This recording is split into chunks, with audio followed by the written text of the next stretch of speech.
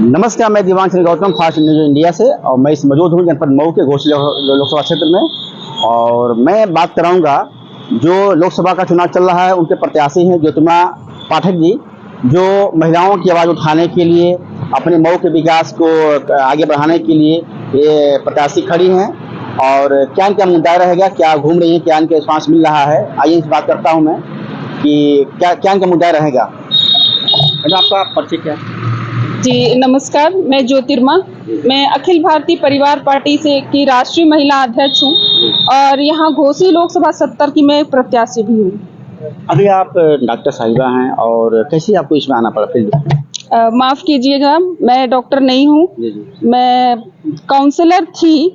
अभी मैंने त्याग पत्र दे दिया है। ओके जी, ठीक है। तो अभी आपको क्यों आना पड़ा फील्ड में? एक्चुअली हम काउंसलर के पद पे रहते हुए लोगों के बीच में मैंने काम किया है 10 साल।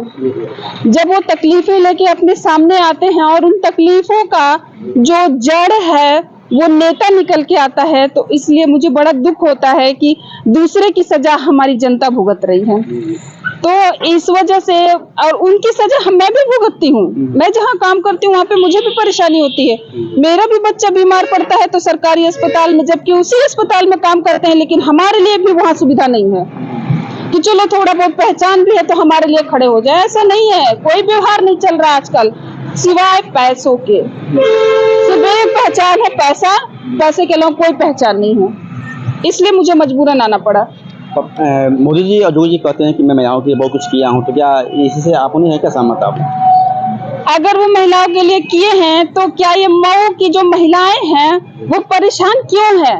वो जो जितना कुछ किया वो गया कहाँ? हवा में उड़ गया क्या? अगर उन्होंने किया है तो ये महिलाएं जो 2000-2500 की संख्या में एक जगह काम कर रही हूँ, उन सारी महिलाओं की एक ही समस्या है, वो समस्या का समाधान क्यों नहीं होता है? वो महिलाएं नहीं हैं, वो देश में नहीं आती हैं, उत्तर प्रदेश में नहीं आती हैं, कि भारत में नहीं आती है घोसी की महिलाएं? उनकी समस्याएं क्यों नहीं समाधान हो रहा है?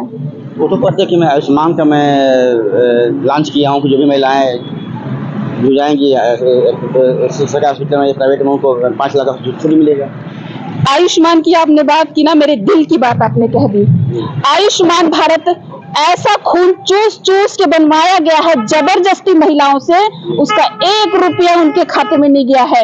रात को 8-8 बजे तक महिलाएं बैठ के काम की हैं, लेकिन 1 रुपया नहीं गया। वो रुपया गया कहाँ? क्या वो महिलाओं को नहीं मिलना चाहिए था? सब लोगों की गालियां सुनते हैं, बात सुनते हैं कि क्या करते हो तुम लोग यार, नहीं करेंगे, ये करेंगे, वो करेंगे, जाओ यहाँ से। वो आयुष्मान भारत इन्होंने आदेश कर दिया ऊपर से, लेकिन जिसने काम किया पहली पायदान पे खड़े होकर के, उसका पैसा उसको नहीं मिला है, आज की डेट में भी नहीं मिला है। अगर मिल गया हो तो मुझे दिखा दे। वो कह रहे हैं कि मैं फ्री में राशन देता हूँ महिलाओं को और गैस चूल्हा भी दिया हूँ। फ्री में काम करवाते हैं, सिर्फ फ्री में काम करवाते हैं। फ्री का राशन भी देते हैं ना, तो आधे को, अगर 100 लोगों को राशन है तो 5 लोग को बांट करके दिखाते हैं कि 5 को दिया है और 95 का खा जाते हैं, और उसी का गाना गाते हैं कि मैं फ्री का राशन दे रहा हूँ। अभी आप गाँव में घूम रही हैं, कैसा आपको मिला रिस्पांस? गाँव में इन नेताओं की गालियां मैं सुन रही हूँ कि ये सारे के सारे नेता जो है सब एक जैसे होते हैं। अरे मैडम, आप भी ऐसी है ना, वैसी आप भी हो जाएंगी। हो सकता है कुर्सी में ऐसी कोई ताकत हो, लेकिन कोई भी ताकत ऐसी जो है जो मुझे नहीं बदल सकती है, क्योंकि हम इस तकलीफ से गुजर के आए हैं कि वो तकलीफ मेरा कोई दूर नहीं कर सकता जब तक यहाँ की सारी महिलाओं की समस्या दूर ना हो जाए। मऊ के आप कैबिनेट मंत्री हैं कि शर्मा कह रहे हैं कि महिलाओं के लिए हमारे योगी जी बहुत कुछ कर रहे हैं। शर्मा जी की तो बात ही मत करिए, उनको तो मैंने ऐसे दोनों हाथों से छेक के खड़ी करके फिर मैंने बोला, साहब इनकी बात सुन लीजिए। 2500 महिलाओं की बातों को उन्होंने नहीं सुना, सरेआम उनके मंच पे जाके हमने बोला, लेकिन उनकी बातों को नहीं सुना। और उन्होंने कहा इस विभाग को तो मैं जानता ही नहीं हूँ, ये कौन सी महिलाएं हैं इनको मैं नहीं जानता, मैं कैसे यकीन करूं इनका? मजबूरन आना पड़ा, नेता बनना पड़ा मजबूरी में, इन्हीं कारणों की वजह से। डॉक्टर भीमराव अम्बेडकर संविधान में लिखे हैं कि महिलाओं को आरक्षण देना चाहिए, लेकिन आरक्षण यहाँ पर नहीं मिला। जी, डॉक्टर भीमराव अंबेडकर जी को तो मैं दिल से प्रणाम करती हूँ कि आज उन्हीं की देन है जो आज मैं खड़े होकर बोल रही हूँ। चाहे सवर्ण की महिला हो, चाहे एक छोटे कास्ट की महिला हो, सारी महिलाओं को आजादी देने का, बोलने का अधिकार डॉक्टर भीमराव अंबेडकर ने दिया है। तो क्या कहेंगे अपने जो भी आपके वोटर हैं, मऊ जनपद के वोटरों से आप क्या कहना चाहती हैं? वोटरों से बस इतना ही कहना चाहते हैं, इस जो माहौल 20 दिन का है ना, इस माहौल से, इस भीड़ से, शोर शराबे से अलग होकर सोचे और देखे कि किसको वोट करना है। ऐसे व्यक्ति को वोट मत करो जो 5 साल आपका खा जाए। ऐसे व्यक्ति को वोट करो जो आपके 5 साल के लिए आज से ही सोचता हो।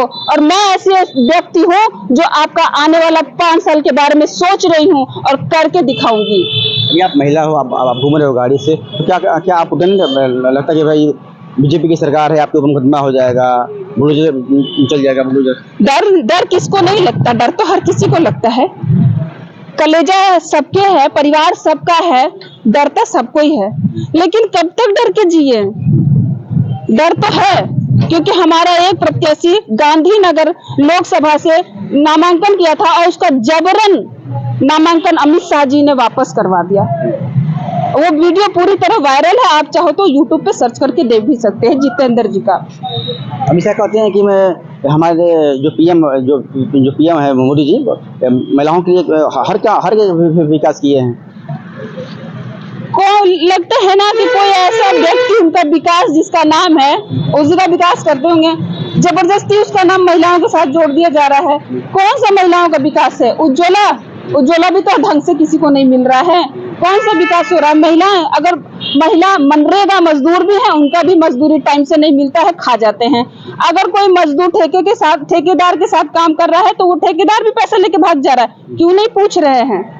महिलाओं के लिए तो कोई इज्जत ही नहीं है। यहीं पे बैठे थे, एक मंदिर है सार्वजनिक स्थान पे, वहाँ 12 बजे बैठक गया, वहाँ पे उठा के पुजारी भगाने लगा। बीटी मोड़ का जो मंदिर है दुर्गा जी का, महिलाओं को उठा के भगाने, भागो, ये होटल नहीं है। अरे होटल है कि तुम्हारे बाप का वो जमीन है, तुम्हारे बाप का वो मंदिर है कि जो महिलाएं बैठ नहीं सकती हैं। महिलाओं की वजह से तो मंदिरों में पूजा होती है। हम सबसे ज्यादा महिलाएं पूजा करने जाती हैं मंदिरों में, और वहाँ पे बैठने के लिए हमारे लिए जगह नहीं है। तो ये आदर है इस जगह पे महिलाओं का। अयोध्या में जो भी राम मंदिर बना है उसको मुद्दा बना रही है बीजेपी की, भाई मैं इतना बहुत बड़ा काम कर दिया यूपी में। अच्छी बात है ना, मंदिर बना दो, हम पूजा करने जाएंगे, लेकिन इसके अलावा पूजा तो तब करेंगे जब हम स्वस्थ रहेंगे। पूजा तो तब करेंगे जब खाना खाएंगे, और पूजा तो तब करेंगे जब हमारे बच्चे खुश रहेंगे, खुशहाल रहेंगे। तब तो हम परिवार के साथ जाएंगे पूजा करने के लिए। हम खुशी ना रहें, हमारा पेट भरा ही ना रहे, हमारे घर में चटनी भात बन रहा हो, वो खा के हमारे बच्चे किसी तरह से मुश्किल से सरकारी स्कूल में फटाफट पुराना कपड़ा पहन के जा रहे हो पढ़ने के लिए, तो हम कितना मंदिर में जाएंगे? हम अपने बच्चों का, अपने परिवार देखेंगे कि इन लोगों का बहुरूपियों का नाटक देखेंगे और जुमले सुनेंगे? बीजेपी कह रही है कि हमें 405 लाएंगे, सीट पाएंगे हम लोग 405। कैसे देख रही हैं? दिवा स्वप्न देख रहे हैं। ख्वाब तो हर कोई देख सकता है, हम भी कह सकते हैं कि हम भी 400 पार। तो कह देने भर से नहीं होता है ना, सत्यता में और कथनी और करनी में अंतर होता है। वो तो जनता बताएगी कौन कितना लेके आ रहा है। वो चोरी करना था राय के मरने के बाद मऊ का विकास ठप हो गया बहुत। कैसे इसको आप देख रही हैं? किसके? तो राय के मरने के बाद मऊ का विकास ठप हो गया था।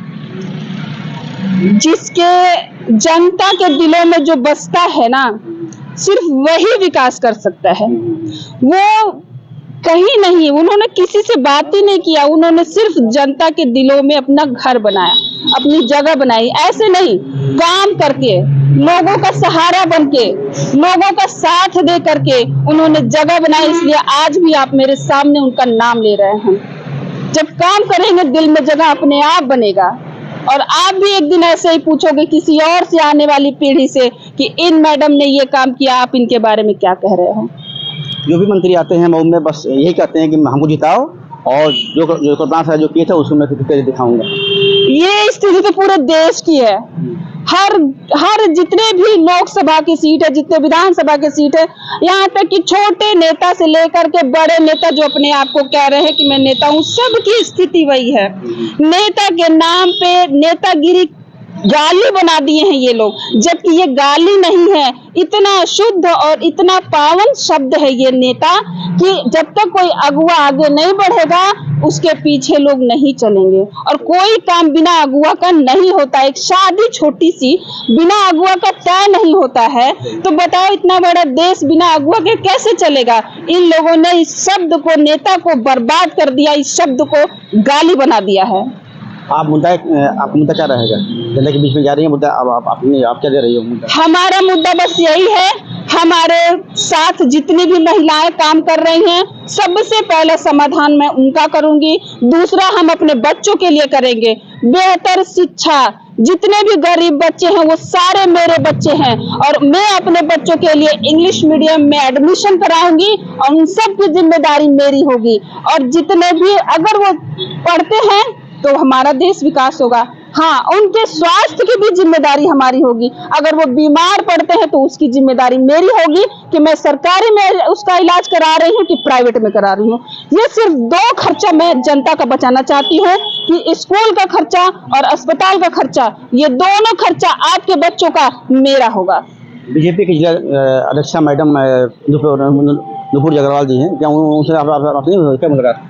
जी, जो लीडर दिख रही है ना, मुझे तो कहने में भी अजीब लगता है कि ये सब की सब कठपुतली हैं, अपने से तो कुछ कर ही नहीं सकती हैं। अरे इतना ही है तो अभी तक तो आप तो पुरानी, मैं तो नहीं हूँ, मैं तो अभी जस्ट आई हूँ, मैं तो अपनी नौकरी छोड़ के आई हूँ। तो इसके पहले आप कहाँ थी? क्यों नहीं बोली, क्यों नहीं कह रही हैं?